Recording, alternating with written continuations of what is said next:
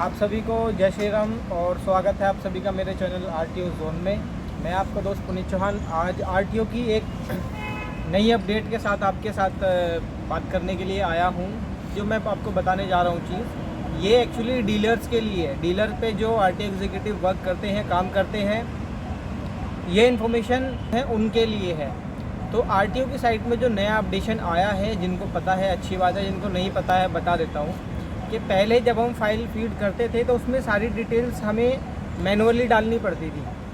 जैसे कि ना इंजन जब हम फाइल शुरू में खोलते थे रजिस्ट्रेशन के लिए, फीडिंग के लिए, तो उसमें उस गाड़ी से रिलेटेड सारी इन्फॉर्मेशन खुल के आ जाती है। उसमें मैनुअली हमें क्या फीड करना पड़ता था, नाम, पिताजी का नाम और एड्रेस वगैरह और हाइपोथेकेशन और इंश्योरेंस डिटेल्स। बाकी गाड़ी की सारी डिटेल्स ऑटोमेटिकली होमोलोगेशन से ऑटोमेटिक फैच हो जाता था।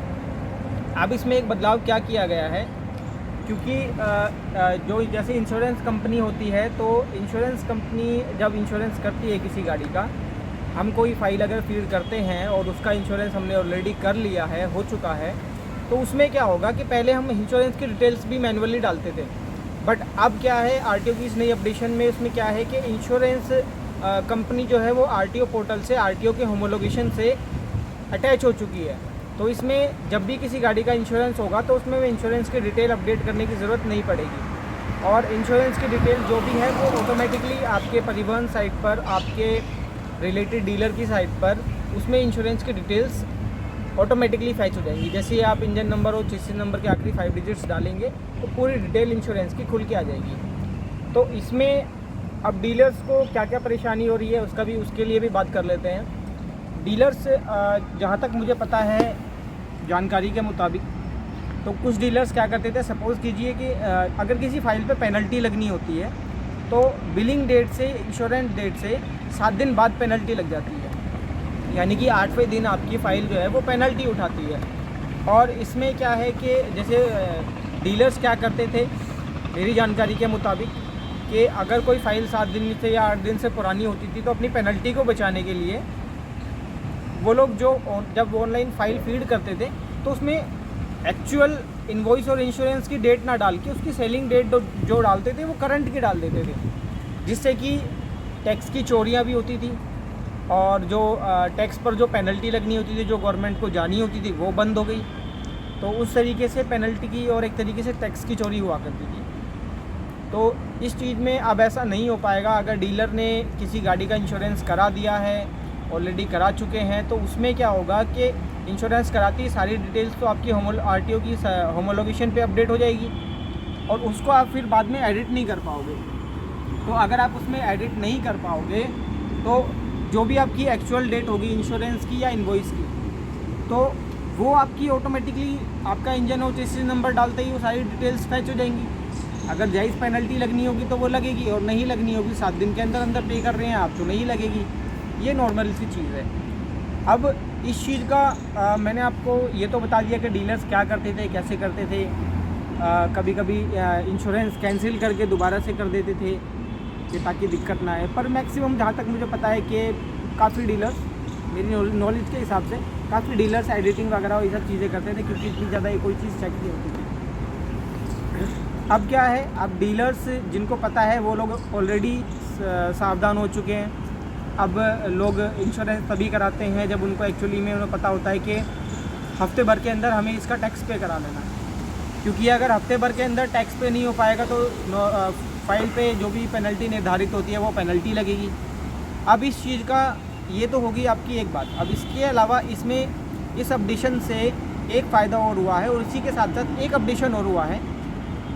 पहले क्या होता था कि अगर आपकी फ़ाइल 7 दिन से ज़्यादा पुरानी हो चुकी है, यानी कि उस फाइल की बिलिंग डेट से उसको 8वां दिन लग चुका है और आपने ऑलरेडी कोई वीआईपी नंबर परचेज़ किया हुआ है, यानी कि 7 दिन निकलने के बाद 8वें दिन अगर आप कोई वीआईपी नंबर परचेज़ करते थे और उसमें फाइल फीडिंग के वक्त पर डीलर पर जो आरटीओ एग्जीक्यूटिव होते हैं, जब वो उसमें सेलिंग डेट डालते थे 1 हफ्ते पहले की, और वीआईपी नंबर की जो रिसिप्ट नंबर होता है उसको डालते थे ताकि उसकी डिटेल्स पूरी फैच करें। क्योंकि फ़ाइल 7 दिन पुरानी होती थी तो उसका जो वीआईपी नंबर की रसीद है वो उसकी डिटेल्स आपकी फ़ाइल में फैच नहीं होती थी। तो यानी कि अगर फ़ाइल पे पेनल्टी लग रही होती थी तो आपको वीआईपी नंबर नहीं मिल पाता था, चाहे आपने परचेज़ किया हो या ना किया हो। ये तो होगी। दूसरी बात, अब इस चीज़ में, इस अपडेशन में VIP नंबर्स को लेके भी एक फ़ायदा हुआ है कि अगर आपकी गाड़ी पर सपोज़ कीजिए कि बिलिंग डेट एक हफ़्ता पहले की है और 8वां दिन निकल चुका है, कस्टमर की डिमांड है कि भाई मुझे तो VIP नंबर चाहिए ही चाहिए, चाहे पेनल्टी लगे या ना लगे। अब पहले क्या होता था कि कस्टमर्स को VIP नंबर ख़रीदना ही पड़ता था। क्यों ख़रीदना पड़ता था? उसका रीज़न ये था कि अगर पेनल्टी लग गई तो उनको फिर VIP नंबर मिल नहीं पाता था।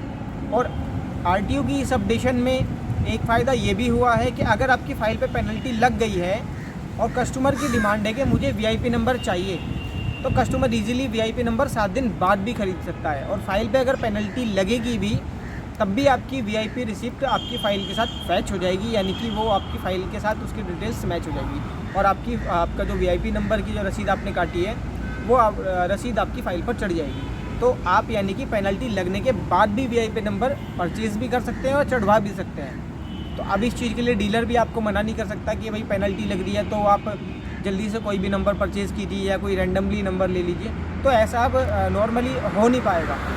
तो ये फ़ायदा भी है इस चीज़ का। तो इसमें टैक्स की चोरी भी आपकी रुकी है और बाकी जो एडिटिंग वगैरह का वर्क था, बिलिंग और इंश्योरेंस बार बार कैंसिलेशन का वर्क था पेनल्टी बचाने के लिए, वो भी कम हो गया है।